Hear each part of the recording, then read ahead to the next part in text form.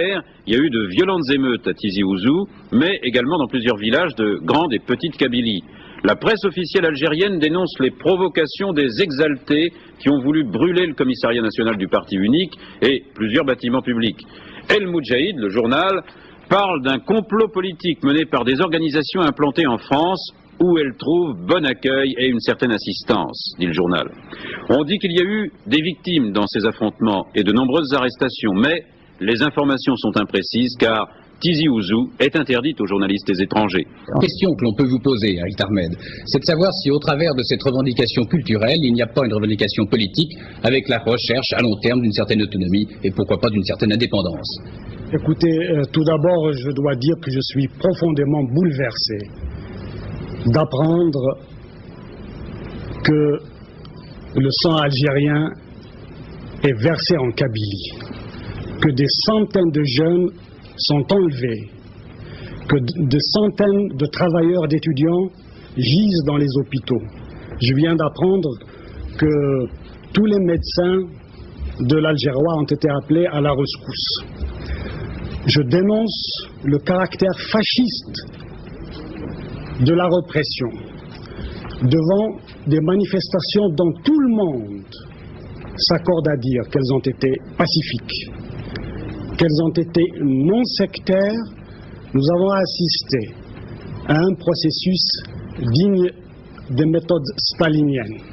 On évacue les journalistes de la Kabylie, les témoins gênants, en téléguide des éditoriaux. Monsieur Ahmed, est-ce que vous pouvez me répondre quand même? Est-ce que derrière cette revendication, il y a un but politique d'autonomie?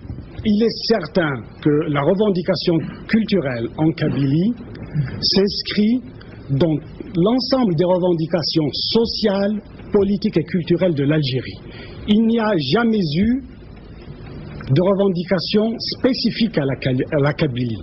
Si nous avons dénoncé le jacobinisme, la surbureaucratisation, c'est parce que nous considérions que le droit à l'autodétermination ne peut se réaliser sans une décentralisation, sans la possibilité pour les populations concernées d'édifier elles-mêmes les institutions culturelles, politiques et économiques de leur pays. Donc des revendications sociales uniquement, sociales et politiques, mais vous ne souhaitez pas un jour avoir plus d'autonomie, avoir, disons, un parlement kabyle? Vous savez, cela fait plus de 2 ans que nous faisons un travail de conscientisation en Algérie, où précisément, face à un univers de mythes, de slogans, je dirais, de tartufferie, qui a récupéré tous nos mots d'ordre et tous les mots d'ordre socialistes et révolutionnaires, nous avons opposé les mots d'ordre d'autonomie personnelle, c'est-à-dire autonomie individuelle,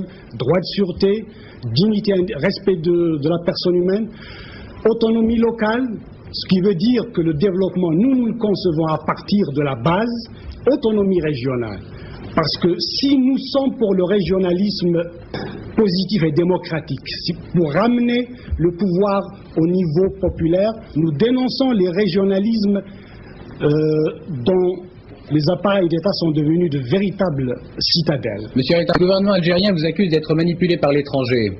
Écoutez, ce sorte d'accusations, n'est-ce pas, elles sont banalisées par Pol Pot, par Amin Dada, par Pinochet, et je dirais par Babrak, et qu'elles font partie de la pathologie du sous-développement politique.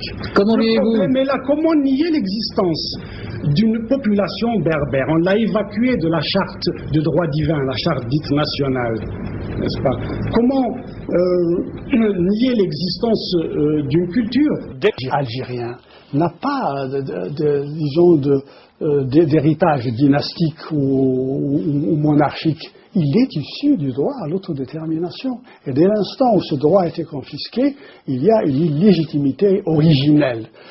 Et les conséquences de cela a été la confiscation de toutes les libertés d'expression, d'organisation, de participation aux Algériens et aux Algériennes. Le rêve des Algériens, c'était à la fois la liberté et l'égalité. À partir du moment où on a reconnu l'islam comme religion d'État, l'islam, en tant que religion, n'a pas échappé à l'instrumentalisation systématique par le pouvoir. Les mosquées étaient devenues, comme au temps de la colonisation, des tremplins pour la propagande du régime.